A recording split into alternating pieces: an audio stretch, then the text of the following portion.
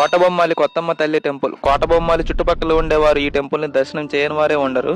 So Kotabommali surroundings లో ఉన్న వారు అందరూ కూడా కామెంట్ సెక్షన్ లో మీ వాల్యుబుల్ ఒపీనియన్ ని కామెంట్ చేయండి. ఈ టెంపుల్ శ్రీకాకుళం అండ్ పలాస నుండి ఎటువైపు నుంచి చూసినా అప్రాక్స్ 40 km ఉంటుంది. ఈ ఆలయంలో ఉండే శ్రీ కొత్తమ్మ తల్లి అమ్మవారు మనకు దర్శనం ఇస్తారు.